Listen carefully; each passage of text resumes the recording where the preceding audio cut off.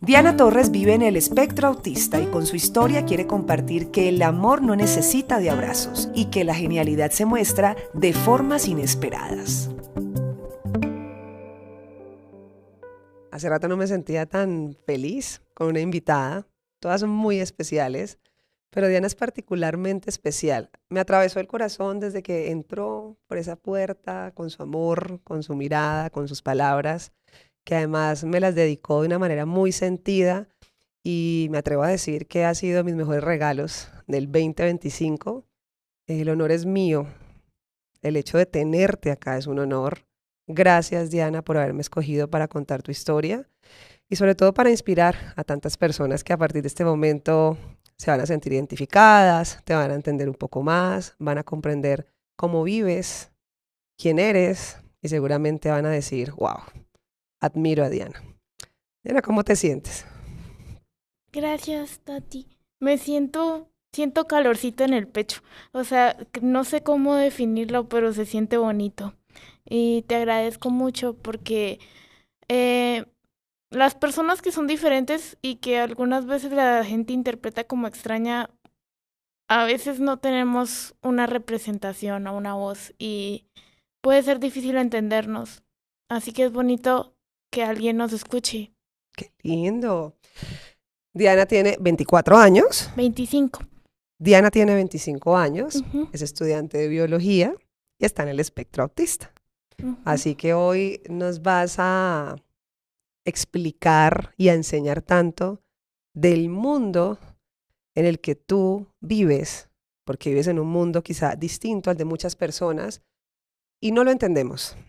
Y queremos que este espacio sea para ti, para que tú te sientas cómoda, para que tú te sientas a gusto, para que hables cuando quieras hablar y para que te detengas cuando te quieras detener. Porque ante Ok. todo queremos que tú sigas sintiendo ese calorcito con el que llegaste. ¿Estás de acuerdo, Diana? Estoy de acuerdo, muchas gracias, Tati. ¿Lista para empezar? Lista. Bueno, antes de iniciar quisiera que me presentaras a tu compañero porque no viniste sola. Darwin. Ven, gordo. Él es Darwin. Es mi perro de servicio y mi compañía. Y mi Ujú, mejor amigo. Y es mi todo. Lo quiero mucho.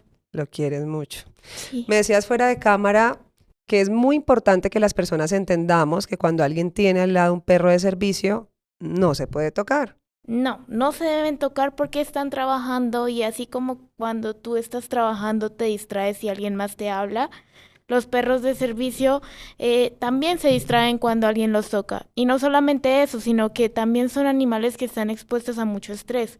El estrés de tener que cuidar a una persona que tiene una necesidad especial. Ujú. Entonces, cuando otras personas se acercan y los tocan, están invadiendo un espacio que no es una mascota normal. Y además de que no es una mascota normal, es un animal que tiene que cargar con mucho peso y que otra persona se acerque y como que interactúe con ellos puede ser bastante agotador para ellos.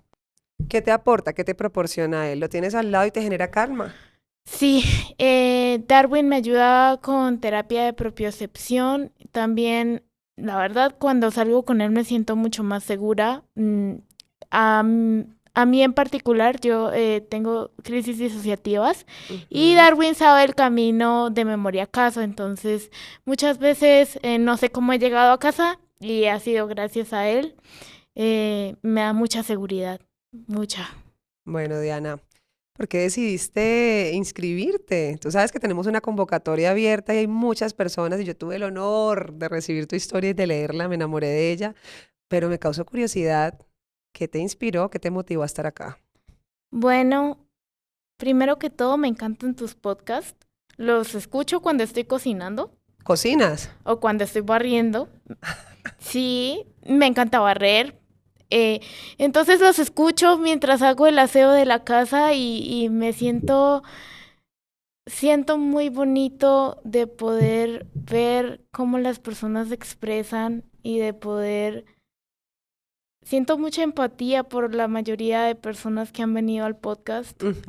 Con algunas más que con otras, pero en general me parece muy bonito cómo transmites todo. Y me siento maravillada de tener la oportunidad de poder compartir mi vivencia como persona autista de diagnóstico tardío porque siento que hay mucha gente que puede estar viviendo situaciones similares Sí. y que no saben por qué son diferentes y se sienten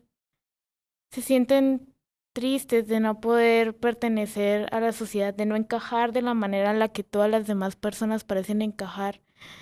Y quizás escuchar a alguien que también le pasó lo mismo y que también en su momento se sintió extremadamente fuera de lugar y juzgada y que tuvo que pasar por muchas cosas para poder darse cuenta qué era lo que pasaba realmente y poder darse una palmadita y pensar como de, bueno, eres muy empática con todo el mundo, pero también necesitas ser un poco empática contigo misma y eso poder compartirlo y poder decirle a las personas que como yo quizás puedan ser personas neurodivergentes no diagnosticadas que lidian con un estrés, una ansiedad y una depresión constante de tener que estar enmascarando todo el tiempo sus rasgos, pues bueno, es algo que a mí me abraza mucho y me da la oportunidad de poder contártelo. Pues vas a ser nuestra guía hoy. ¿Te gusta este plan? Sí. Nuestra guía, nuestra maestra, nos vas a enseñar muchísimo hoy. ¿Qué tal si empezamos para hablar del autismo? Ok. ¿Qué es el autismo? Bueno, el autismo es un trastorno del neurodesarrollo, es una condición, no es una enfermedad y es un espectro. ¿Qué quiere decir que es un espectro? Que no es lineal y que hay muchos factores que lo componen. Entonces, no solo hay muchos factores que los componen, sino que puede cambiar y variar a lo largo del tiempo en una misma persona. Ujú. Cuando hablas de autismo, no se habla de tipos de autismo o de personas más o menos autistas, porque cada autista es un mundo aparte y es como su vivencia personal de cómo interacciona con el mundo. Entonces, se hablan es de grados de apoyo, de grados de necesidad, en los que tú necesitas que la sociedad te colabore o te ayude a desempeñarte en en tu diario vivir. Sí. Entonces, en mi caso, por ejemplo, yo soy una persona con discapacidad. A mí, depende de la persona autista, pero yo prefiero que me digan autista. O sea, yo prefiero que me digan Diana es autista. ¿Por qué? Porque parte de mí, hace parte de mi cognición, de mi forma de interpretar el mundo, de mi identidad y de relacionarme con las personas. Pero hay personas autistas que prefieren que les digan persona con autismo, o hay personas autistas que todavía se identifican con el síndrome de Asperger, que a mí particularmente no me gusta. Em, y hay personas autistas no verbales como hay personas autistas verbales, hay Ujú. personas autistas muy empáticas como hay personas autistas a las que no se sienten como tan identificadas con las vivencias de las otras personas. Y en serio, es un tema muy largo y muy extenso, pero básicamente consta de una serie de factores que se deben tomar en cuenta, como los temas de propiocepción, las funciones ejecutivas, que es como lo que tú haces en tu diario vivir, que es Sí. como súper cotidiano, como bañarte. Para mí es toda una tarea. Es súper difícil y siempre tardo mucho en iniciar mi día porque no sé cómo organizarlo, porque todo es como que, ¿por dónde empiezo? Primero tengo que hacer esto, luego tengo que hacer esto, luego tengo que hacer esto. Y a veces como que me enredo mucho y termino no haciendo nada porque me confundo y como que eso me frustra mucho.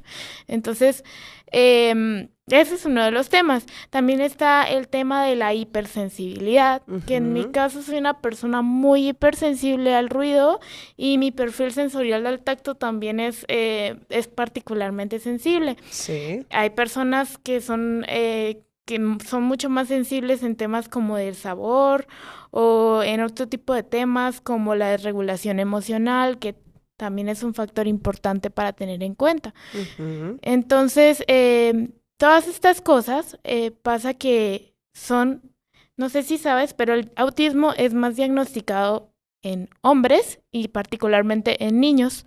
Las mujeres con diagnóstico tardío del espectro autista somos muchas. ¿Y por qué? Porque como mujeres, biológicamente hablando, tenemos una capacidad más alta de poder, digamos que adaptarnos al entorno social. Y entonces desarrollamos una estrategia que se llama enmascaramiento, en el que tú aprendes a leer tu entorno y aprendes a comportarte como tu entorno espera que te comportes. Pero eso no quiere decir que dejes de ser así solo porque lo aprendes. Simplemente es como que tienes que estar desempeñando un papel, un rol, como si estuvieras actuando todo el tiempo para poder hacer que la sociedad se sienta cómoda contigo. Como que se mimetizan. Sí, exactamente. Entonces es muy desgastante y muchas mujeres autistas tienen una depresión crónica porque todo el tiempo tratan de ser funcionales y de adaptarse, mm, pero nadie sabe cómo ellas están viviendo sus vivencias. Entonces, por ejemplo, para mí, cuando fui creciendo, recuerdo que mis amigos y mis compañeros siempre me decían, quiero ir a tu casa, queremos ir a tu casa, porque yo vivía particularmente cerca de la universidad. Y para mí era como de, no puedo dejarlos entrar porque mi casa es el único lugar donde puedo ser yo misma. Como tu Donde... espacio seguro. Exacto, pero yo no entendía eso en ese momento, entonces para ellos era un poco odioso de mi parte el hecho de que no permitiera que ingresaran esos espacios. Y yo también solía aislarme mucho porque, digamos que, por ejemplo, en planes sociales, muchas veces, primero, necesito mucha anticipación para poder entender cómo se van a llevar a cabo las interacciones. Y segundo, nunca sabía qué duración iban a tener y si tenía la libertad de irme si me sentía cansada o abrumada con algo. Entonces, pues simplemente decía, no puedo porque no. O sea, no puedo ir porque X o Y excusa, me inventaba lo que fuera, que me sentía mal, me dolía la cabeza. A veces sí me dolía la cabeza por el hecho de sentir la ansiedad de quiero que mis amigos sepan que los quiero, pero no sé cómo no ser juzgada porque en mi historia eso fue algo que siempre fue complicado, el hecho de que la gente entendiera que no es que no quisiera estar con ellos. Sí. O no es que no quisiera compartir con ellos, sino que necesitaba mi espacio. Siempre fue un tema. Mi mamá decía que eso era maleducado. Entonces, pues yo aprendí como, no puedes decirle eso a las personas porque es como que las estás rechazando y eso está mal. ¿Sí? Bueno, vamos a empezar a hablar de cómo fue ese momento en el que tú descubriste o fuiste diagnosticada como autista. Ok. Empecemos por ahí. Primero, quiero saber, ¿tú de dónde eres? Yo soy de Bucaramanga. ¿Vives allá? ¿Con quién vives? Pues en este momento vivo con Patoja, con Ami, que es mi gato, y con Darwin, porque mi hermano está en la Antártida en un trabajo.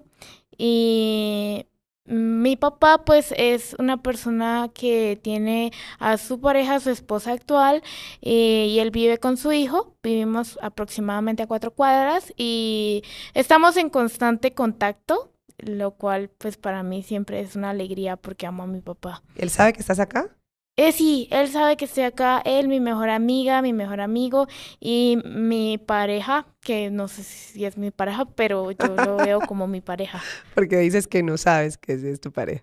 Pues porque digamos que tengo una situación un poco compleja con el tema de la sexualidad. Yo soy una persona que desde muy joven, pues siempre traté como de, como tú dices, mimetizarme, como de Sí. camuflarme. Entonces, cuando las personas a mi alrededor empezaron a hablar de temas de sexualidad, yo como que traté de encajar con lo que decían que era lo que tenía que ser. Entonces, siempre fue muy difícil saber realmente, primero, si me sentía atraída por alguien, si me sentía enamorada o si solamente era como apego. Y segundo, el tema del contacto físico, el tema del contacto sexual, era algo difícil porque digamos que no me gusta que me toquen en primer lugar y pues también tengo el tema del estrés postraumático complejo por una situación de abuso que sufrí en mi infancia y en mi posterior adultez, entonces hay cosas como que yo todavía no puedo permitir por mi salud mental y emocional, en temas de límites con el contacto físico, que siento que de alguna manera tampoco puedo vulnerar las necesidades afectivas de mi pareja y en este momento no puedo cumplirlas. Entonces, no siento que sea justo con él definirme como su pareja o su novia, porque hay cosas de novios, socialmente hablando, Sí, que yo no hago todavía. te entiendo. Pero lo importante es que él sabe que estás acá Sí, y está feliz. sí, Listo. Entonces volvamos al inicio. sí. ¿Cómo descubriste que eres autista? Bueno, siento que la inteligencia artificial ha avanzado mucho y el algoritmo de las redes sociales a veces como que te empieza a mandar em, pequeñas pistas de cosas que tú no sabes. Yo siempre he sido una persona a la que le ha gustado mucho el tema de la sociedad y de la psicología, así que consumía mucho ese tipo de como de contenido. De repente, pues yo me empecé a dar cuenta que me salían videos de personas autistas hablando sobre autismo, de adultas, mujeres autistas, y yo decía como de, madre, creo que me están describiendo. ¿Te sentías Muy identificada? identificada, pero pues a veces uno como que entra en esta fase temprana de, no, pues ha de ser porque todos somos así o todas las personas nos relacionamos así con el entorno. Y yo pensaba como que, no, yo no puedo ser autista porque soy estudiante. Tenía un estereotipo muy marcado de lo que pensaba que era el autismo. Y pues también yo ya venía con un tema de psicología y de psiquiatría porque, bueno, pasa que cuando tú eres neurodivergente y no te han diagnosticado, empiezas a tener comorbilidades. Y mis comorbilidades fueron muchas: el estrés postraumático complejo, yo tengo un trastorno de la conducta alimenticia, entonces eso también fue un tema y también venía con mi terapeuta tratándolo. Entonces, pues, digamos que yo tenía como, tengo todas estas características que vienen como desenlace de tener un diagnóstico tardío y de toda mi vida estar tratando de adaptarme y no tener las herramientas que necesitaba para adaptarme. Entonces, mi personita, mi yo pequeña, mi yo más joven, como que hizo lo que pudo con lo que tenía en ese momento y lo que pudo lo que tenía en ese momento pues fue simplemente como enmascarar, y el enmascaramiento trajo estas comorbilidades y yo tenía mi tratamiento y venía con mis terapias de psicología y psiquiatría, así que yo decía, pues si soy autista, ni modo que mi psiquiatra y mi psicóloga no se hayan dado cuenta que soy autista, porque pues o sea, ¿Y no se habían dado cuenta hasta ese entonces? es que ese es uno de los temas que es importante tratar. No todos los profesionistas de salud mental están actualizados con el tema del autismo. Y como Ok. te digo, hay muchos estigmas, muchos estereotipos de cómo se ve una persona autista. La mayoría de personas, o sea, por ejemplo, cuando yo le digo a alguien que soy autista, muchas veces me dicen, no pareces autista. Y yo sé como, es que, ¿cómo es parecer autista? Y no entiendo si se supone que eso es un cumplido, porque para mí no es una cosa de que sentirme avergonzada. El ser autista no es algo de que sentirme avergonzada. Ujú. De hecho, me siento orgullosa de ser lo que soy y de haber aprendido lo que soy hasta ahora, porque por mucho tiempo sentí que simplemente era rara y que no encajaba y que tenía que hacer de todo para poder encajar. Ujú. Fuera ese de todo, bajar de peso o subir de peso o permitir que la gente tuviera un contacto conmigo que yo no quería que tuvieran por no poder poner ese límite solamente por complacerlos. O también soy una persona, me dicen que soy educada, muy educada, y muchas de esas cosas fueron porque aprendí por repetición. O sea, como Sí. que, Lo viste en tu casa, lo viste en tu círculo y empezaste a hacerlo. Pero, ¿por qué dices que tenías que encajar? ¿Qué pasaba alrededor de tu vida cuando todavía no sabías que eras autista? bueno, empecemos por la infancia. Ujú. Cuando era pequeña, digamos que Mi familia siempre ha sido una familia muy familiares, valga la redundancia. Han sido muy pachangueros. Mi familia materna era muy hogareña y todos los domingos iban a mi casa. Y todos los domingos ponían vallenato.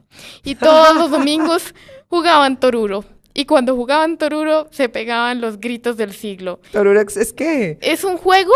Yo no sé en qué consiste, nunca quise aprender porque me ponía muy nerviosa que siempre que estaban ahí jugando empezaban a gritar y se peleaban, entonces yo lo asociaba con algo no muy positivo. Es como un juego de mesa. Es un juego de cartas, como, Ok. como una especie de póker, pero no es póker. Y hacían ese ruido y empezaba a desesperar. Sí, y pues, o sea, ya como que no me gustaba tanto o sea, me gustaba mucho que llegaran en la mañana, como estar con ellos, pero no me gustaba que en la tarde ya empezaba el ruido, yo ya estaba sobrecargada, entonces yo le decía a mi mamá que quería que se fueran. Y pues obviamente mi mamá era como de, no les vayas a decir eso porque qué mal, estás rechazando a tu familia y tienes que aceptarla y tienes que amar a tu familia o sea, como el dicho de mi casa es tu casa, y para mí era como de, no, mi casa es mi casa. Yo, no sé, aparte que, como que en mi casa siempre fue el entorno de todos, de todos, Sí. y yo soy muy celosa con mis cosas y con mi espacio. Entonces a mí no me gustaba llegar y encontrar gente durmiendo en mi cuarto. Era como, es mi cuarto. Y no me gustaba que yo comprara cosas para mí o se compraban cosas para mí en la casa y como que se las comían y para mí no era como el hecho de que se las comieran porque pues está bien si me pides permiso, pero estás cogiendo algo que es mío. Pero tiene todo el sentido lo que estás diciendo. Pues para mi familia no tenía mucho sentido, entonces mi familia era vista como la odiosa, como la Ok. grosera que todo el tiempo era como que cometía imprudencias y que decía cosas como que no debía decir.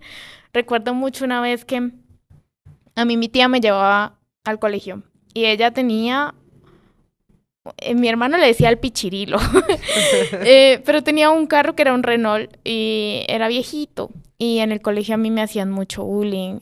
Entonces recuerdo que uno de los temas por los que se burlaban de mí era porque siempre llegaba en ese carro viejo y pues mis compañeros eran como de, ay, es que eres pobre, ay, es que no sé qué cuentos. Tomaban cualquier excusa para molestarme. Y yo recuerdo que yo le dije a mi tía, ¿por qué no cambias el carro? Y ella me preguntó, ¿por qué no? Por qué quieres que cambie mi carro? Y yo le dije, porque tu carro es muy feo. ¿Le Es un dijiste? carro viejo. Sí, y objetivamente hablando, era un carro viejo y feo. Yo le decía, no te preocupes, mándalo a la chatarrería y mi papá y mi mamá y yo te compramos uno nuevo.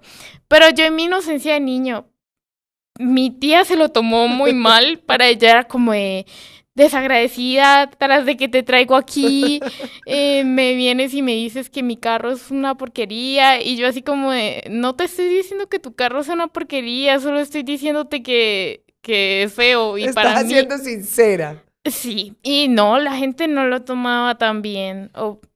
Por ejemplo, recuerdo una vez, mi mamá siempre que iba de viaje me traía un regalo Ok. y me traía juguetes, entonces para mí a mi mamá se va de viaje me trae juguetes.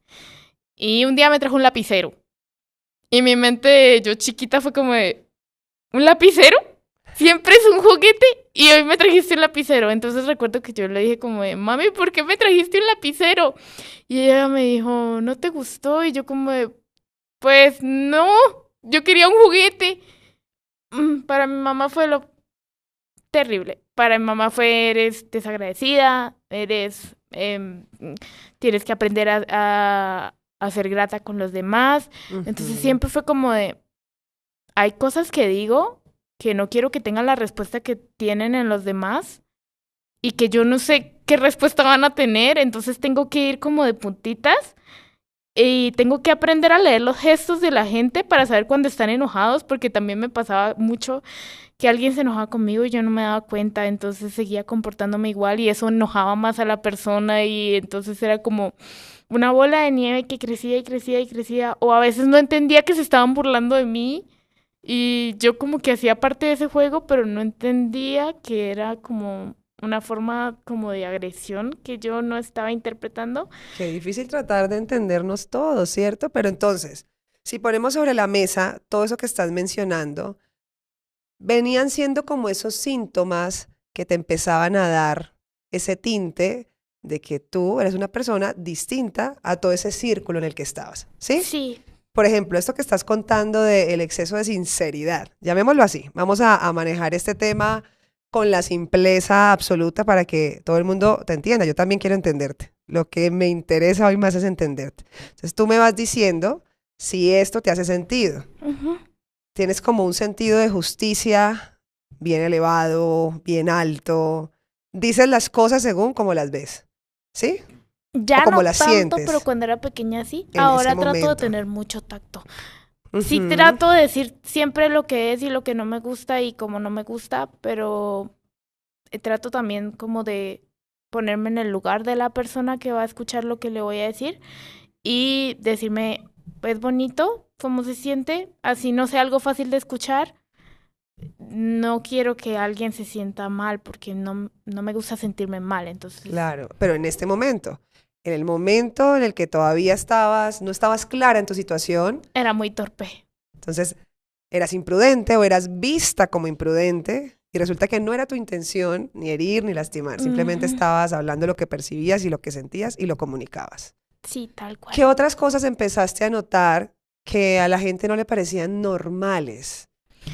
Bueno, empezando porque yo nunca me identifiqué con lo que una mujer se identifica como mujer. O sea, desde que yo era chiquita, cuando yo entré al colegio, mi colegio era un colegio muy pequeño. Era un colegio que en mi curso, por ejemplo, habían solamente 4 niños y todos eran varones.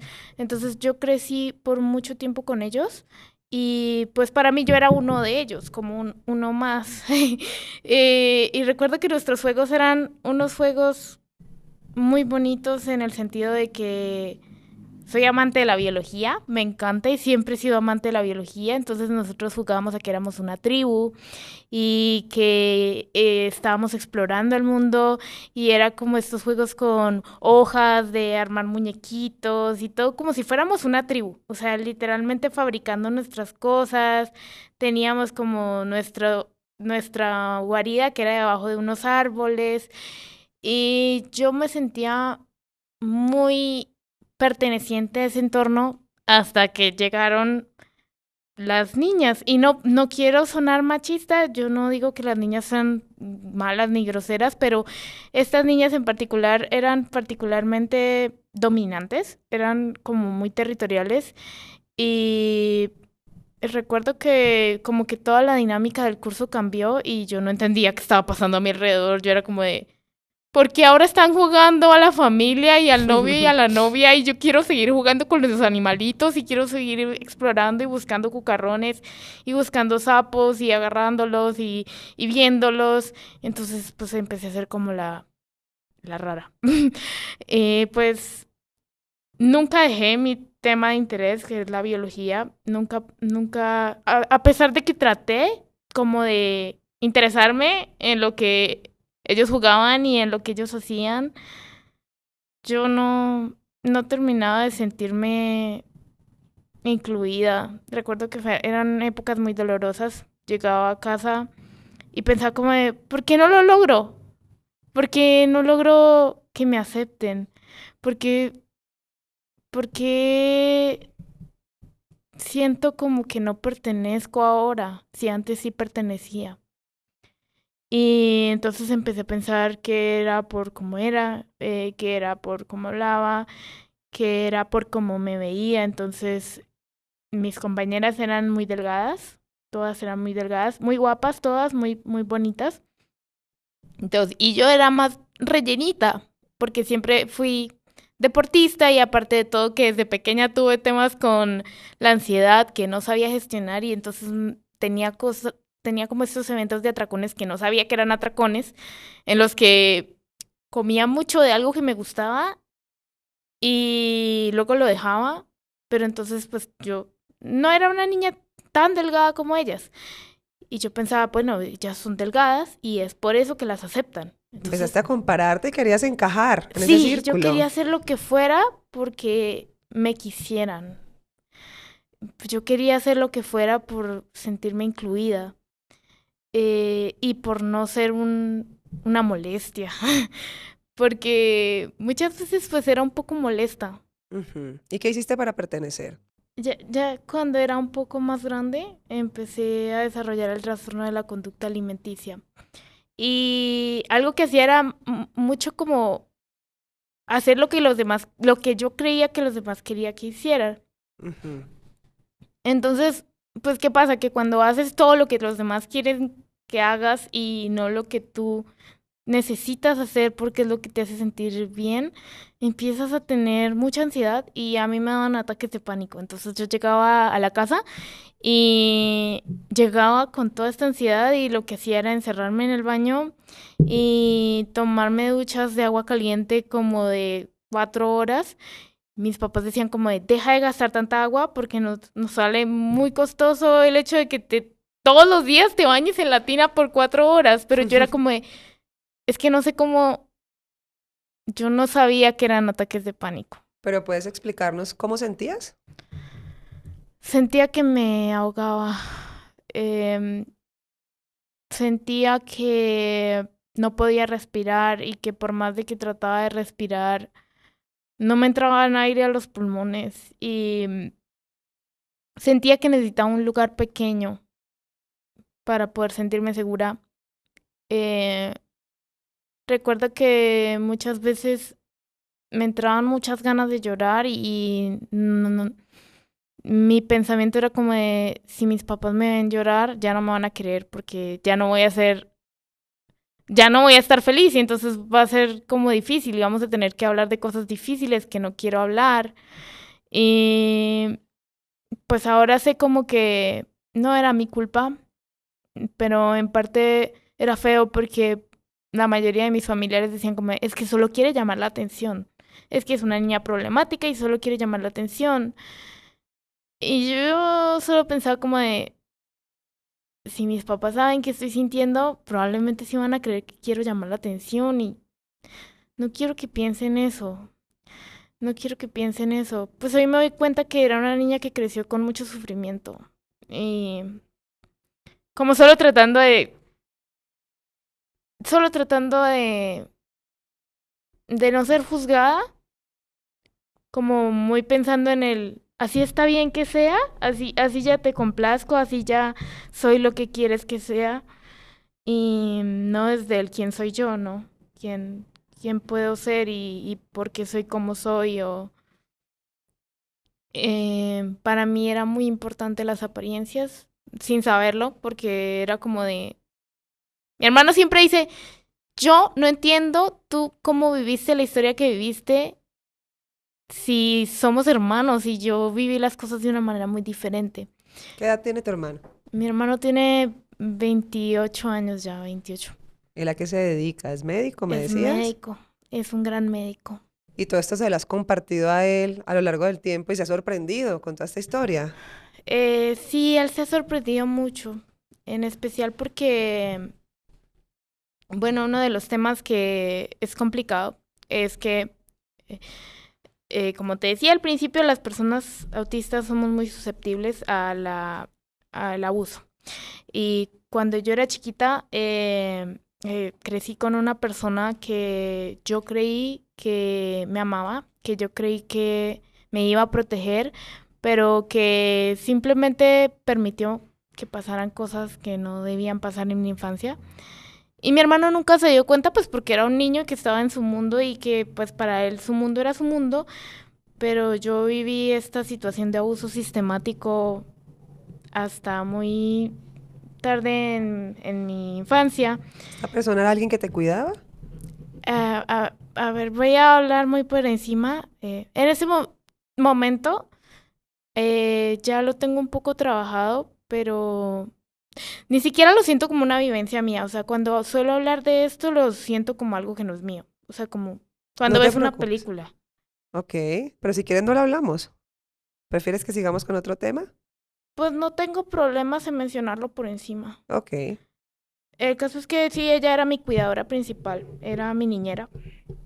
Y ella tenía un nieto y un sobrino con el que decía que yo me iba a casar y que yo iba a estar todo el tiempo con ellos y eso.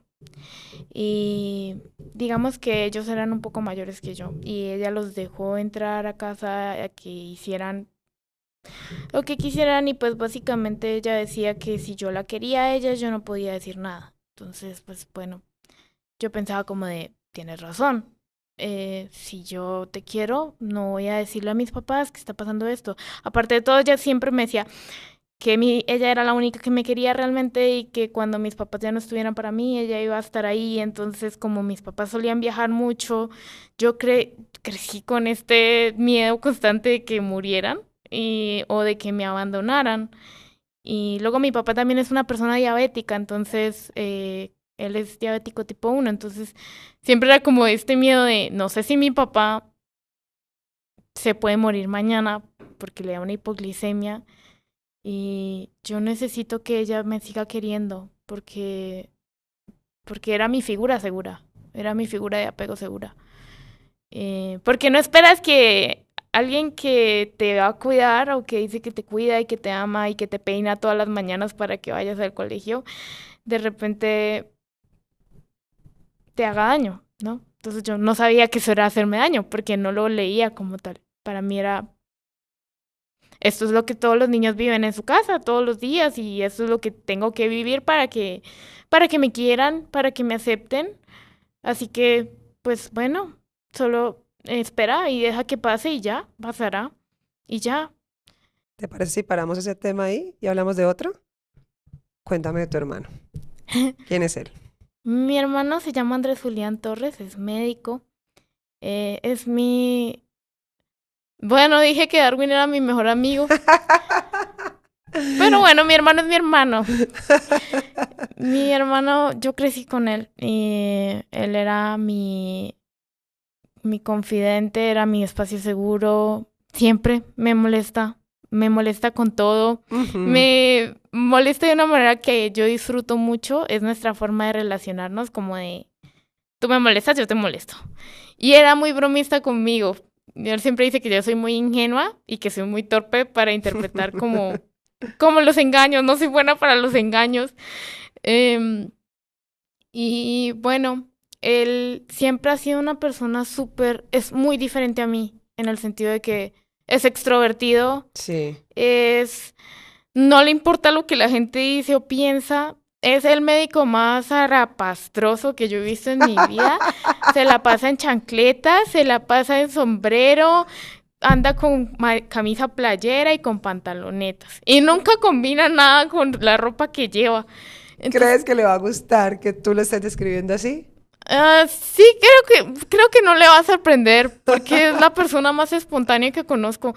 O sea, un día está jugando Airsoft y disparando rifles y al día siguiente está por allá soldando un closet y luego al día siguiente está practicando carpintería y luego al día siguiente quiere incursionar en el tema de la marihuana medicinal y entonces es como, es muy caótico para mí. Yo soy más estructurada. Sí. Pero te entiendes súper bien con él. ¿Te gusta esa mezcla que hacen ustedes dos? Sí, es mi compañero de aventuras. Ay, qué rico. O sea que te está haciendo mucha falta ahorita que está por allá de paseo. Sí, me hace mucha falta, en especial porque, pues bueno, en este momento estoy pasando por un proceso difícil, como Ujú. que ya después de muchos años de tener un trastorno de la conducta alimenticia, tengo un tema de desnutrición crónico severo y estaba enferma. Darwin, ven.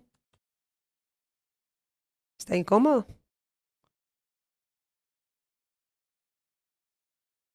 ¿Por qué reacciona así? Creo que se da cuenta que estoy un poco ansiosa, pero no estoy ansiosa mal, estoy ansiosa de que no sé, estoy ansiosa porque pues es contar mi historia y no sé si contarla de esta manera sea la manera adecuada, pero pues estoy tratando de hacer lo mejor que puedo. La manera tuya es la manera adecuada. Gracias, No Tati. necesitas ni agradarme, ni convencerme, ni hablar más de lo que quieres, solamente lo que sientas. Ok, Lo que quieras omitir, lo vamos a omitir. gracias, ¿Te Tati. parece? Ujú. Quiero que estés tranquila. Estoy tranquila, me siento cómoda. Me encanta. Bueno, y hablemos del resto de tu familia. Cuéntame de tu mamá, cuéntame de tu papá. Bueno, mi papá es anestesiólogo, es un muy buen padre. Es un padre que por mucho tiempo no estuvo presente porque mis papás eran divorciados. Em, pero es un padre que en este momento quiere estar ahí y es algo que yo aprecio mucho y valoro mucho de él, que busca entenderme y que siempre está ahí para defenderme. Mi mamá era una mujer muy particular, siempre fue muy empática, siempre fue em, muy sociable y siempre fue una persona que me dio mucho ejemplo. Y yo la amaba mucho, pero creo que también era una relación muy conflictiva, en el sentido de que ella siempre quiso que yo fuera educada. Y muchas de las cosas que para mí eran mi naturaleza, que yo no sabía que era mi naturaleza, ella las veía como mala educación. Y ella no entendía por qué yo era como era. Entonces, tuvimos una relación muy conflictiva. Luego, cuando mi papá se fue de casa, yo desarrollé el trastorno de la conducta alimenticia y ella tomó el rol de cuidarme. Y las personas que conviven con una persona con un trastorno de la conducta alimenticia saben que es muy difícil porque al principio uno no quiere mejorarse, al principio uno está muy metido en las garras de la enfermedad y es difícil que el familiar o la persona que apoya tenga que obligarte a comer o tenga que, digamos que de alguna manera, incentivarte a que no tengas conductas que pueden ser problemáticas para ti. Entonces, pues para mí, mi relación con mi mamá fue como que un momento que fue muy escabrosa, Sí. pero después mejoró mucho. Perdón, te interrumpo. Tú me contabas también en la preentrevista que tenías también un tema de crecimiento, más Sí, o menos para esa misma época. sí, no, eso fue mucho antes de que mi papá se fuera. Lo que pasa con mi tema de crecimiento es que yo no crecía casi. Me empecé a desarrollar muy temprano. Y como me empecé a desarrollar tan temprano, mis papás, como vieron que era muy bajita y muy chiquita, dijeron, no, pues a ella la molestan y ellos sabían que me molestaban. Entonces, no podemos darle otro tema para que la molesten. Entonces, vamos a ponerle hormonas de crecimiento. Entonces, me inyectaba la hormona del crecimiento. em, Eran todos los días en la pierna. Recuerdo que para mí era otro tema de vergüenza, como de por qué me tengo que estar inyectando todos los días, no puedo ir a a una pijamada tranquila porque tengo que llevar estas inyecciones y es algo diferente y ya de por sí que me molestan suficiente con lo que ya soy, así que ¿por qué me toca hacer esto? Sí. Em, Ese tema fue un tema muy complejo para mí también porque los endocrinos, los endocrinólogos tienen un trabajo complicado en el que tienen que ver el crecimiento y el desarrollo y los médicos muchas veces no tienen tacto. Y yo recuerdo que a mí me tocaban estos chequeos en los que mi cuerpo estaba básicamente expuesto frente a una persona que era un adulto y yo ya tenía mis temas con que en ese momento no sabía que eran temas de abuso, pero para mí era muy vergonzoso todo, muy abrumador y es un tema que recuerdo con mucho dolor. En realidad, sí es un tema que recuerdo muy traumático, em, porque yo quería encajar y yo pensaba que encajar era ser delgada y ser alta, como mis compañeras.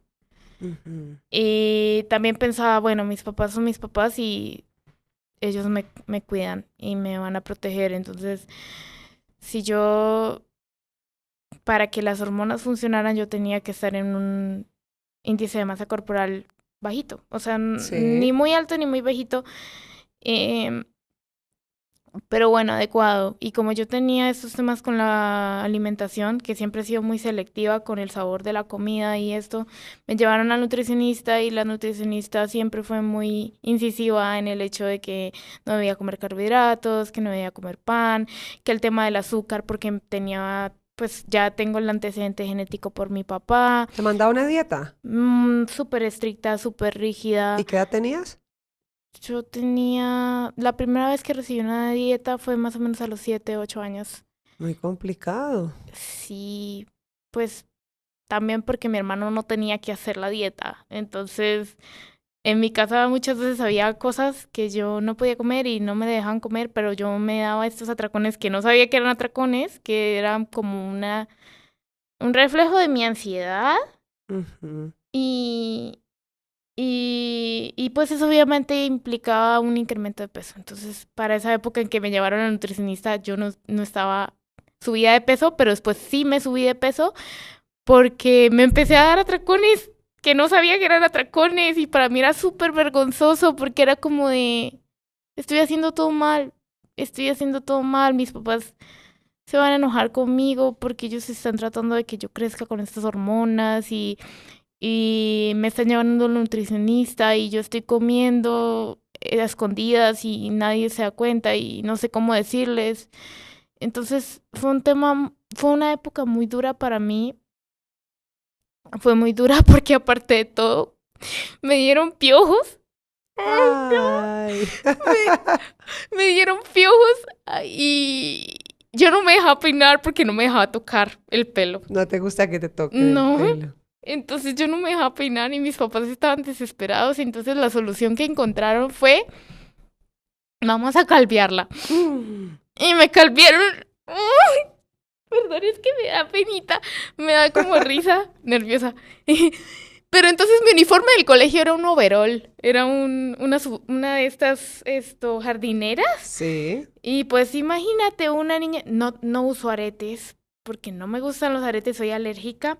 Entonces imagínate una niña chiquita, gordita, sin cabello, con un overol. Todo el mundo pensaba que era un niño. Y pues para mí era como de, ay Dios, no.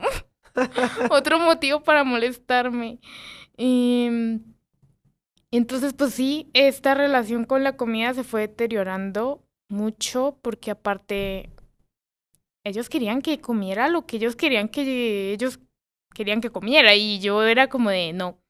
Yo siempre sí fui muy selectiva y sigo siendo muy selectiva. Entonces, para mí era todos los días lo mismo y no incluyo ni nuevas cosas ni quito cosas de las que ya como. ¿Sigue siendo así? Hoy en día es mucho peor, diría yo, porque por el tema del TCA y por el tema textural me cuesta mucho trabajo incorporar cosas nuevas y me cuesta mucho la flexibilidad. Entonces yo suelo comer todos los días lo mismo. ¿Qué comes? Me encanta la ensalada de crepes de la Barra. Allá mantienes. Me encanta. Sí, o sea, yo puedo comer ensalada de crepes de la Barra todos los días a toda hora. Pero no como nada más. Entonces, pues... ¿Y en casa qué comes? Me gusta mucho la uyama. Y ¿En las serio? verduras. Sí, soy vegana. Por temas de empatía animal, soy vegana. Entonces no consumo... Me gustaba mucho el pescado antes. De hecho, antes solo comía pescado, pero dejé de consumir cualquier tipo de producto de origen animal después de los 16. Ok, y con el tema de las texturas de la comida, Mm, ¿qué no te gusta?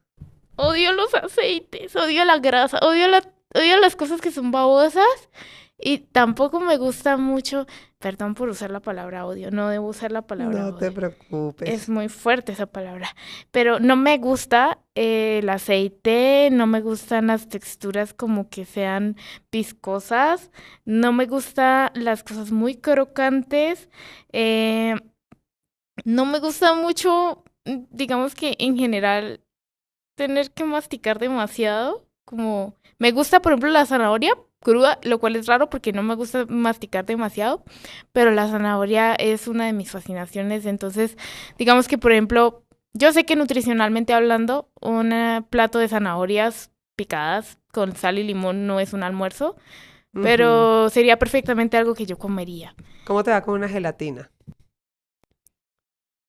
Horrible. No, Una manzana. depende de la manzana. Ujú. No me gustan las frutas muy maduras porque son muy dulces y como que me abrumo con el sabor. Sí. Prefiero las frutas como que todavía no están muy maduras pero que ya saben un poquito dulce. Así me encanta la fruta. La manzana verde solamente porque la roja no me gusta. ¿El arroz te gusta? No, no me gusta el arroz. No me gusta el arroz, ni las hamburguesas, ni la pizza, ni las cosas que son como una cosa sobre otra sobre otra.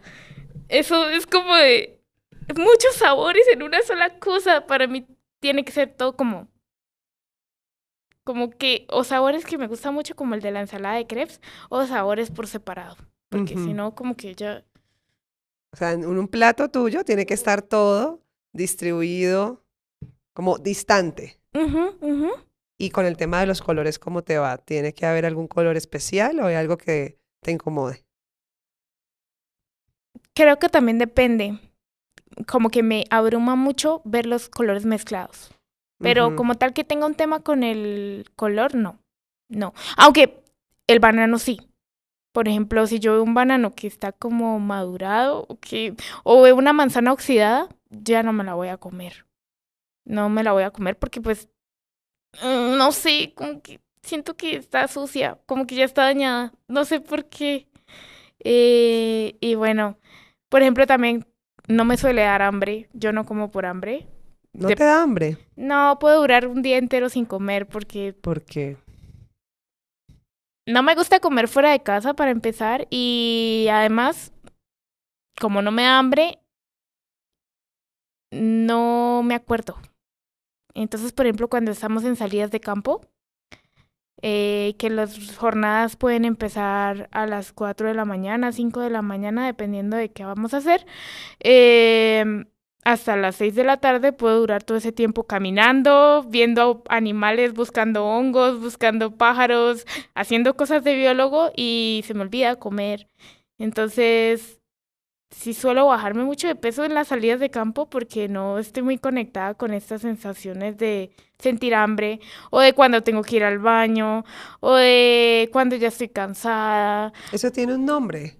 Sí, esos son temas de interocepción. Es también Ujú. un rasgo del autismo, ¿no? Interocepción. Ujú, es como cómo sentimos las cosas por dentro. Ok. Como que tú a veces no eres consciente de que estás aquí, de tu presente, de tu cuerpo, del espacio. Exacto. Soy un poco torpe para identificar esas señales, como por ejemplo, digamos, a veces no sé que algo me está molestando, pero no sé qué es. Ok. Entonces, por ejemplo, a veces puede ser el polvo en los pies. O a Ujú. veces puede ser que tengo reseca la cara. O a veces puede ser una luz. O a veces puede ser un ruido determinado. O puede ser la sensación como de la sábana o la textura de la ropa o el olor de la ropa a veces. Como que hay cosas que me cuesta distinguir qué es lo que está pasando conmigo, con lo que Sí. estoy sintiendo. Em, y eso se llama interocepción, que es la capacidad de percibir tus propias señales y de entenderlas, como las señales que te da tu cuerpo. Ujú. Por ejemplo, si te duele algo, si no te duele algo. Diana, quiero seguir conociendo a tu familia. Ya me hablaste de tu papá, me hablaste de tu hermano. Me mencionaste a tu mamá, pero me hablas de ella en pasado. Cuéntanos, ¿qué pasó con ella? Bueno, mi mami, una vez estábamos de paseo, estábamos en un río y mi mami presentó una caída. Se cayó de la nada. Recuerdo que en ese momento a mi hermano y a mí nos dio mucha risa, pero después de ver que no se paraba, nos asustamos un poco y fuimos a auxiliarla. Resulta que se había fracturado el pie. Eh, Después de eso, tuvo la rehabilitación y empecé el proceso en el que tenía que sanarse el hueso. Y mi mamá iba a estas terapias de caminata y a pesar de que el hueso ya había evolucionado y había sanado, no mejoraba su forma de caminar, no mejoraba el paso. Entonces el ortopedista eh, ya se dio cuenta que no se trataba de un tema tanto como del hueso como tal o de la caída o de que mi mamá no pudiera recuperarse por temas de las articulaciones, sino que era un tema más neuronal. Ujú. En ese momento mi mamá empezó a perder la movilidad de la pierna y posteriormente empezó a perder la movilidad de la otra pierna. Yo no sabía en ese momento, pero ellos estaban en proceso de diagnóstico que fue muy largo, de 1 año aproximadamente, donde mi mamá gradualmente se iba deteriorando más y más y más, hasta que llegaron a la causa de la enfermedad de mi mamá, que es una enfermedad huérfana del sistema nervioso, que se conoce como esclerosis lateral amiotrófica, o ELA, que es la enfermedad que tenía Stephen Hawking. Ujú.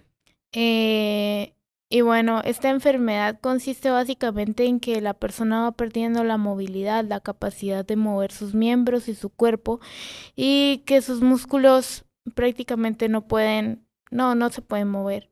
Entonces la persona queda como enjaulada dentro de sí misma. Mi mami le avanzó la ELA muy rápido.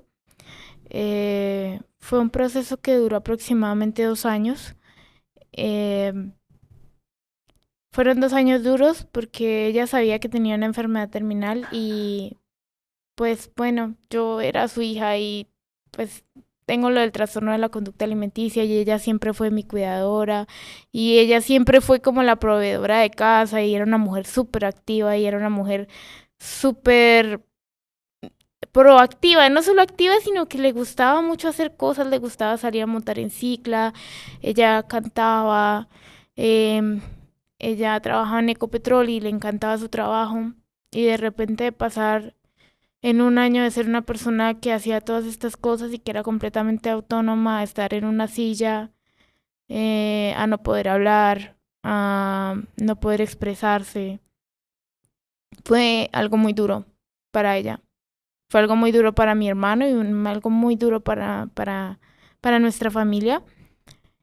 Pero ella siempre fue muy resiliente. O sea, siempre se le veía una sonrisa en la cara. Y siempre era un tema de bromas. Nunca nos lo tomamos como algo. O sea, nunca sentimos que fuera algo que fuera malo.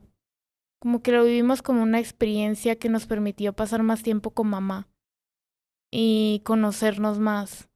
A mí me permitió conocerla más desde ese lado de vulnerabilidad, Sí. desde, desde el tú siempre me has cuidado, ahora yo te voy a cuidar.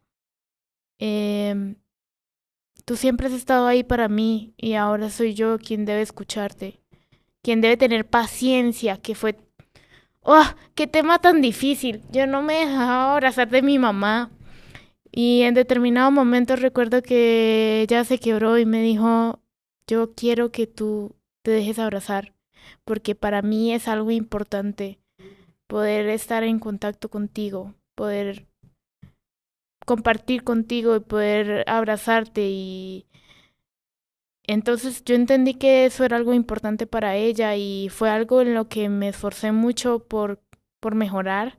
Para ti es difícil que te abracen. Sí, Y lo hiciste por amor a ella. claro, y también porque mi mamá manejaba una temperatura corporal muy caliente y mira, tócame la mano, yo soy fría. Entonces Sí. a mí me abruma mucho cuando alguien es caliente me toca, porque es como que me cambia la temperatura corporal. Entonces mi mamá siempre tuvo ese anhelo de que yo fuera su hija consentida, que se dejara peinar y poner rulos y que se dejara maquillar las manos y que em, fueran al spa. Y entonces este último año de ella para mí fue como de, bueno, ella siempre ha estado acá y siempre me ha apoyado. Ahora es mi turno de soltar y de tratar de adaptarme también a ella y de escucharla. Y yo soy muy impaciente y mi mamá empezó a trabarse y ella no podía hablar con fluidez y empezó a perder el habla. Entonces era este proceso de dejar que terminara de hablar y decir lo que estaba diciendo sin antes como anticiparme a tratar de Ujú. interpretarlo o a tratar de adivinar lo que quería decir. Como lo hacías antes. como, como lo hacía antes y como también lo hacían las personas que estaban a su alrededor, porque parte de eso también fue empezar como a darse cuenta de que, por ejemplo, ella hacía una cara de dolor y ya la gente estaba como de, ¿es que te duele la cara? ¿O te duele esto? ¿O qué hago? ¿Qué? Y no la dejaban hablar, no la dejaban terminar de expresarse, no se desesperaban o a veces cuando ella estaba diciendo algo ya se había terminado la conversación, entonces para mí fue como este momento de, puede que me cueste, pero no me importa cuánto nos demoremos, voy a dejar que me termines de decir lo que me estás diciendo sin antes interrumpirte y decir, y pues poner palabras que no están en tu boca. Qué hermoso de tu parte. Gracias, pues creo que fue lo que ella merecía. Ella merecía todo.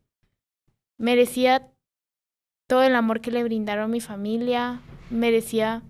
Mi hermano es una persona increíble, merecía la silla que mi hermano le hizo, porque mi hermano se encargó de, oh, vamos a ver cómo traer esta silla y vamos a ver cómo adaptarla para mamá y que fuera lo mejor para ella y fue toda una aventura.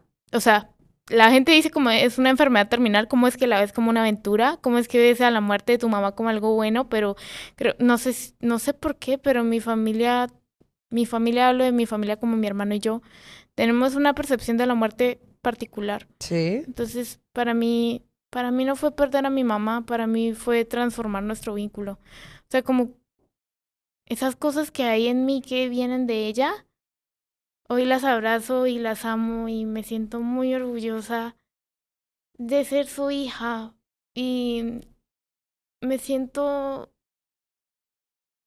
maravillada de haber tenido la familia que tuve, a pesar de que hubo muchas cosas difíciles y muchas cosas duras y de que, bueno, creo que todos sufrimos un poco. La vida se trata un poco de aprender a vivir las experiencias que son buenas y que son malas y aprender lo mejor de ellas. Y yo siento que la enfermedad de mi mamá fue algo que como familia nos permitió crecer, que como familia me permitió a mí mejorar mi relación con ella, porque fue el momento en el que ambas nos entendimos y dejamos de ser tan duras la una con la otra, en el que ella dejó de tratar de cambiarme y por fin dijo como de, bien, sí, a lo mejor hubo cosas que fueron difíciles, pero tú eres así, ya no te voy a tratar de cambiar, voy a aceptarte como eres.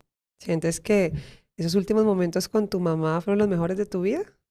Sí, fueron transformadores y al final yo recuerdo que llegaba a casa de la universidad y le contaba todas mis experiencias nuevas, le contaba que ya no me daba miedo el bus, que ya había hecho un nuevo amigo, que me contaba sobre mis clases, sobre mis prácticas, y ella solo se reía, y para mí su risa era la cosa más hermosa que había en el mundo. Era el sonido más... Yo lo amaba. Y hoy en día recuerdo su sonrisa y es algo que me hace aguar los ojos, pero no porque esté triste, sino porque me parecía una mujer tan inspiradora. Y sé que todas las personas que la conocieron solo tienen amor para ella, porque siempre fue como alegría. O sea, si la alegría pudiera ser una emoción, no creo que sería la intensamente, creo que sería mi mamá. Ay, no. Y pues en realidad esos últimos años fueron un momento de unión familiar muy grande para toda nuestra familia. ¿Estás bien? Estoy bien, pero te escucho y me derrumbo. Bueno, entonces cuando mamá ya dijo, ya no puedo más, ya no quiero más de esto, ya no me siento bien estando aquí, lo único que podemos decir como familia fue, tu decisión es tuya y te apoyamos. ¿Qué quería Y ella? ella decidió tomar el proceso de muerte digna. Eso fue después de un mes horrible para nuestra familia. Fue un mes en el que ella se degeneró horrible porque, digamos que ella sentía que no podía respirar. Ujú. Y ella tenía un aparatico que se llama BiPAP, que es como un aparatico que se pone para que la persona pueda asistirse en la respiración durante la noche. Pero ella ya ni siquiera se sentía segura con eso. Entonces ella empezó a sentirse ahogada y ya no podía tragar y todo el tiempo estaba como con esta sensación de me estoy asfixiando. Y eso era algo que a ella la angustiaba demasiado. Además que mi mamá fue una mujer que hasta último momento siempre dijo, yo no voy a hacer del baño en un pañal. Entonces, siempre que quería ir al baño, la tenían que llevar. Ujú. Y pues, por el control de esfínteres, porque los esfínteres también son músculos, era muy difícil para ella, porque ella tenía que aguantar y no podía aguantar, ya no podía aguantar. Entonces ya fue este momento en el que ella ya empezó a darse cuenta que esa poca autonomía que tenía incluso para ir al baño, para decir quiero ir al baño, ya ni siquiera podía tenerla porque quiero ir al baño era, te toman unos 6 minutos decir que quieres ir al baño y cuando ya pasaron esos 6 minutos, pues ya no, ya había ido al baño, solo que no en el baño. Sí. Y, y pues bueno, al final ya no podía ni dormir, algo que llamaba hacer, dormir. Le dio un insomnio terrible, había perdido el brillo en sus ojos y yo lo único que pensaba era, yo solo quiero que ella esté tranquila y sea feliz. Y creo que ella tenía mucho miedo de decir, me quiero ir. ¿Y cómo les comunicó? Pues ella trató de hacerse la traqueotomía, que es básicamente cuando te abren un huequito aquí para que tú respires. Sí. Em, Dijo que se iba a dar esa oportunidad. La enfermedad de mi mamá no tenía cura, no tiene cura, el pronóstico es completamente malo. Entonces sabíamos que no iba a ir para mejor, pero ya ella tenía la esperanza de que eso la hiciese sentir más cómoda. Entonces, cuando ella se hizo la traqueo, empezó el problema de que ahora todo el tiempo tenían que aspirarla y ella todo el tiempo se atoraba con su saliva y cuando deglutía como que la traqueotomía se tapaba. Su cuidado y su manejo se volvió muy difícil, todo el tiempo se sentía incómoda y pues como ella ya no se podía mover, tenían que estar girándola y girarla también era algo que a ella como que le dolía porque la traqueo a veces duele. Mucho sufrimiento. Entonces, pues esos últimos días de mi mamá fueron mi hermano en la UCI cuidándola 24/7. Mi hermano recuerdo, uy, eso fue doloroso porque al final yo quería estar ahí para ella, pero en la UCI hay pitos y hay ruidos y mi mamá necesitaba un cuidado que yo no podía darle por mis temas de sensorialidad, por mis temas de que había veces que me abrumaba y me frustraba y yo decía, en estos momentos sí ya no quisiera ser autista porque podría ayudarla, podría estar en la clínica, podría estar con ella, y mi hermano necesitaba que yo estuviera ahí, no solo mi mamá. Mi hermano necesitaba que yo fuera y lo cubriera en la clínica. Y no, lo intenté un día. ¿Y cómo te fue? No fue ni bonito para mi mamá ni bonito para mí porque estaba constantemente sobreestimulada y no podía hacer lo que mi hermano sabía hacer. Porque mi hermano se volvió experto en cuidar a mi mamá. O sea, mi mamá solo quería que mi hermano estuviera con él porque él era el único que sabía cómo manejarla para que ella se sintiera segura. Entonces mi hermano se volvió ese espacio seguro. Mi mamá ya ni siquiera se sentía tranquila estando con enfermeras o con otros médicos. Tenía que ser mi hermano porque él sabía cómo era que a ella le gustaba que la acomodaran, cómo a ella le gustaba que la vistieran, cómo a ella le gustaba que la limpiaran. Y yo no sabía hacer eso, no porque no quisiera hacerlo, sino porque pues no era mi hermano y no tenía la fuerza de mi hermano y no, o sea, no podía hacerlo. Entonces mi hermano ya estaba exhausto. Y recuerdo que mi mamá, esa vez, mi hermano le dijo, ¿tú quieres seguir, ma? Y ella le dijo que solo seguía por nosotros dos, que solo seguía aquí por mí. Le dijo a mi hermano que por mí. Y recuerdo que cuando ella me dijo que ya quería irse, su primera pregunta fue, ¿vas a estar bien? ¿Vas, vas a estar bien? Y yo le dije, te prometo que voy a estar bien. No va a ser fácil y te voy a extrañar y me vas a hacer falta, pero tú eres libre, ma. Eres libre de irte y yo te agradezco todo lo que hiciste por mí, todo lo que nos diste, porque tenemos que dejarte ir. Tenemos que dejarte ir. Y entonces dije, te lo prometo, y es el único tatuaje que tengo, pero me tatué, lo prometo, porque es un constante recordatorio de que por más difícil que sea, yo le dije a ella que iba a seguir y parte de ella sigue viviendo en mí. Yo siento que las personas se vuelven parte de nosotros al enseñarnos de ellos lo que nos pueden brindar y lo que nosotros queremos tomar. Ok, muéstrame tu tatuaje. Aquí está. Ujú. Es un girasol, era su flor favorita. En realidad no es una flor, es una inflorescencia. Y también es mi flor favorita porque yo pensaba, mi mamá es como un girasol. Siempre está viendo hacia el sol y es como tanta vida en una sola flor que es tan grande y tan bonita y tan alegre.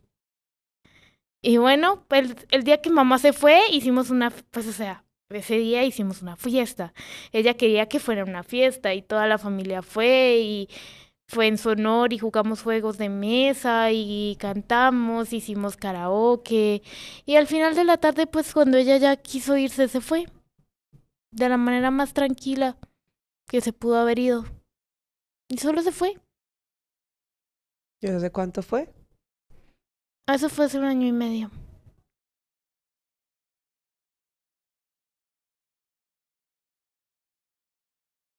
No sé qué decirte. No tienes que decir nada.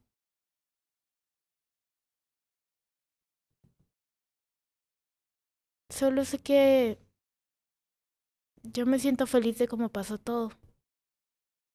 Me siento feliz porque creo que si mi mami de pronto no hubiese tenido la enfermedad que tuvo, no hubiese podido compartir de la manera en que compartí con ella, o no me hubiese permitido abrirme de la manera en que me abrí con ella. O mm, incluso creo que no quisiera que nada cambiara. No quiero que nada cambie. ¿Y estás bien? Yo, sí, estoy en paz con todo. Estoy tranquila y plena y me siento feliz de hoy poderme aceptar. Digamos que siempre tuve muchos conflictos con mi forma de ser y pensaba, tenía ese pensamiento constante de soy una mala persona. Pero hoy me tengo más empatía y también siento que encontré la forma de relacionarme con las personas sin que para mí sea un daño.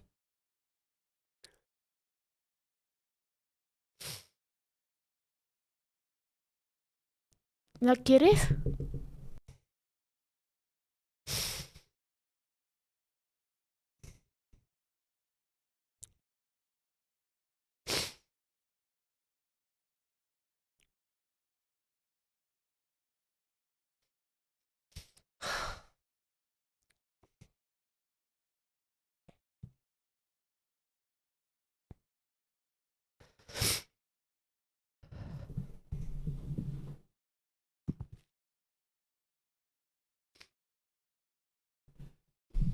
Tú me recuerdas a mi mamá.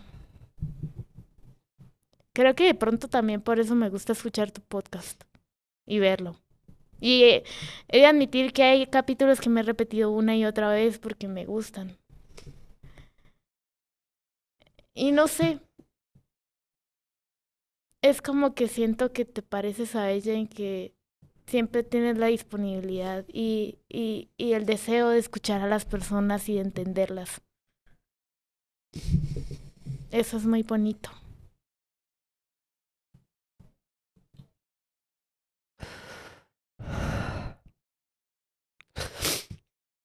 Gracias por eso. Ay,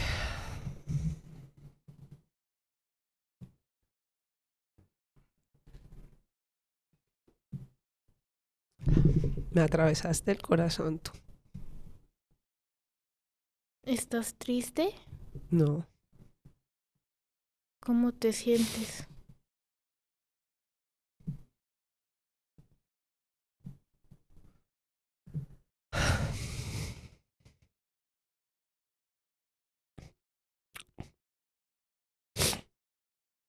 muy privilegiada.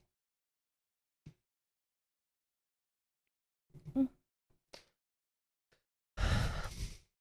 Muy agradecida de que estés acá. Yo estoy agradecida contigo por escucharme y por ser un espacio seguro en casa cuando a veces me siento sola. O a veces cuando solamente quiero barrer y escuchar la voz de otras personas. Creo que de pronto no sabes el impacto que lo que haces puede tener en otros. Yo te digo que yo también te agradezco por es que tú haces lo que haces.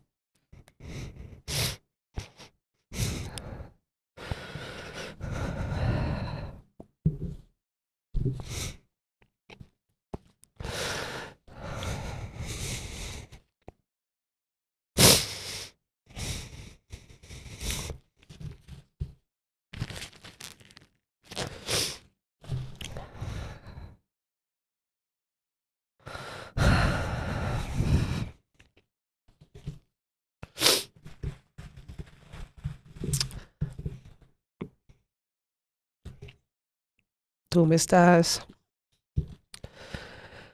confirmando mi propósito.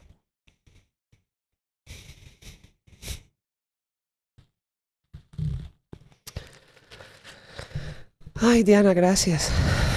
Gracias porque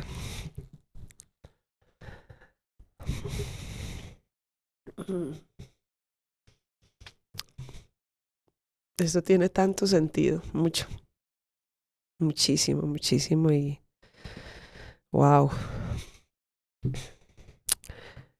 me estás dando un regalo impresionante. Yo creo que aquí ya las palabras sobran. Quisiera que tú me dijeras que primero qué faltó por decir, que quisieras hablar que yo no te haya preguntado, ¿sí? Y segundo, cuéntame cómo debemos entenderte a ti y a una persona autista. Bueno, creo que primero parte de lo que quisiera decir es que muchas veces no nos detenemos a escuchar y a entender a la gente y simplemente como que juzgamos sus actos a través de nuestros aprendizajes. Y a veces es necesario parar y decir, un momento, espera, ¿por qué estás haciendo lo que estás haciendo? ¿Por qué eres como eres? Y permitirse escuchar sin antes tener un prejuicio. Eso creo que podría ayudar a la sociedad a mejorar mucho. El no anticipar cosas malas o que la gente te está juzgando o que te quieren hacer daño. Yo siempre he pensado que, por ejemplo, muchos padres en su rol de padres juzgan a sus hijos sin antes entender por qué tienen el comportamiento que tienen. Y simplemente es cuestión de parar y decir, ¿cómo te estás sintiendo? ¿Qué pasa? ¿Por qué estás haciendo esto? ¿O por qué te comportas de esta manera? Y también explicarle mucho a los niños, a las infancias e incluso a los adultos que qué es lo que está pasando, o sea, que está bien y que está mal, o que no debes permitir, qué límites está bien poner. Pienso que las personas deberíamos practicar de manera activa la conversación sobre la conversación. Yo te estoy diciendo esto, tú cómo te estás sintiendo con lo que yo te estoy diciendo. Y hacernos responsables de que lo que decimos, lo que hacemos, nuestros actos, nuestro diario vivir y la forma en la que le hablamos a los demás tiene un impacto. Entonces, si tú puedes sonreírle a una persona, si tú puedes ser amable, si tú puedes ser gentil, si tú puedes decir, a mí no me gustaría que me hicieras esto, entonces no lo voy a hacer porque a mí no me gustaría que me lo hicieran, sería un mundo más bonito. Y, y yo creo que la gente puede hacer eso y tengo fe en que la gente puede hacer eso. Entonces, ese es uno de los mensajes que me gustaría dar. También creo que es importante que las personas que se sienten diferentes sepan que siempre hay personas que las pueden entender. Y yo por mucho tiempo pensé que no iba a poder hacer amigos reales, pero en este momento tengo mis maravillosos amigos, a mi tribu, a mi hogar, a mi familia que no es de sangre, pero yo amo a mis amigos y sé que ellos me aman. Mi mejor amiga me decía, yo le decía, estoy nerviosa porque no sé, tú sabes que hablo mucho y que siempre interrumpo y ella me decía, solo sé tú misma. Y yo pensaba, y en este momento pienso en ella y pienso, qué bonito es poder encontrar personas con las que conectas. Y qué bonito es sentir que perteneces a un lugar. Creo que todos deberíamos tener esa posibilidad en algún momento de la vida de sentir que encajas, que embonas con las personas con las que estás y que te sientes seguro. ¿Cómo te sientes acá? Me siento feliz y agradecida y me siento muy privilegiada por poder contar mi historia y en serio quiero darte las gracias y darle las gracias a todos porque esto que hacen nutre el alma de la gente y es muy bonito. Ay, Diana. Ay, no. Tú eres un regalo precioso. Gracias por tu voz, por contarnos tu historia, por enseñarnos, por formarnos, por darnos una clase de empatía magistral. Me quiero quedar con muchas cosas de ti, de tu alma, de tu corazón. No sabes lo que hiciste conmigo y con nosotros porque aquí todo el equipo está conectado también con este sentimiento y te lo quiero agradecer. Valió mucho la pena que escribieras, valió mucho la pena que decidieras postularte, valió mucho la pena este proceso, todo el esfuerzo que hiciste al entrar, todo tu tiempo. Espero haber estado a tu altura Muchas gracias, Tati. y deseo que sigas cumpliendo sueños, que estés muy bien, que te cuides mucho, como a tu mamá le gustaría que te cuidaras. Y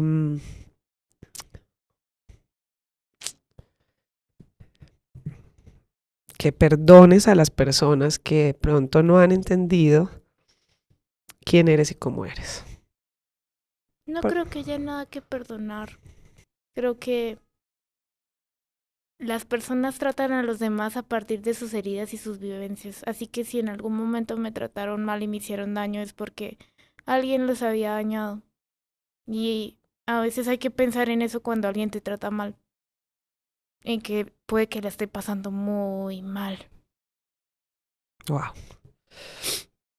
Diana me trajo un regalo que iba a dejar en privado, pero si tú me permites, vamos a hacerlo público.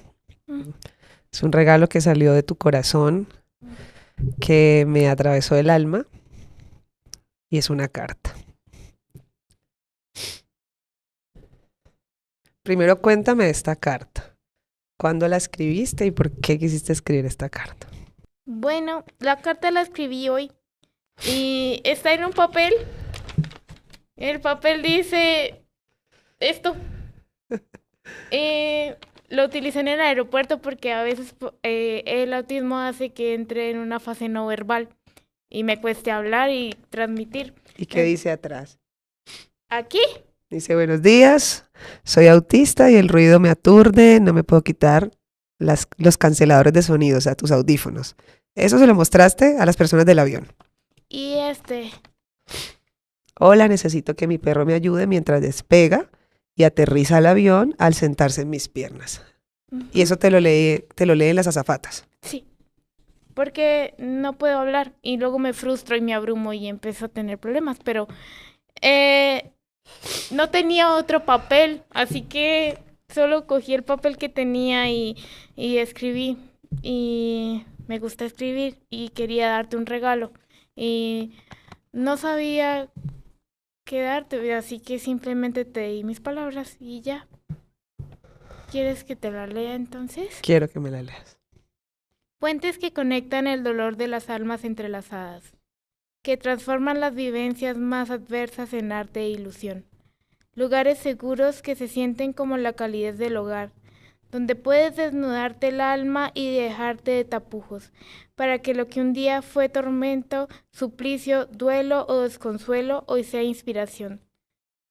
Seres que fungen como la oportunidad de ser oídos, en un mundo donde todos parecen sordos de empatía. Voces que otorgan el poder transformador de estar dispuesto a observar historias para comprender antes de juzgar, donde te puedes permitir ser y sentir sin tener que enmascarar. Ecos de vivencias que te nutren el entendimiento de este humano mundo tan complejo, bello y diverso. Por eso hoy les digo, gracias por darme voz, por permitirme ser oída, porque en mi soledad muchas veces me sentí incomprendida. Pero hoy me entiendo y sé que en algún lugar que alguien me escuche podrá entender que no está solo, que no es extraño y que está bien ser como es, aunque sea diferente. Gracias a ti y a tu equipo. Gracias a ti. Qué gran regalo. Esto es Vos Podés, el podcast. Soy Tatiana Franco y esto es Vos Podés, el podcast. Vos Podés, el podcast.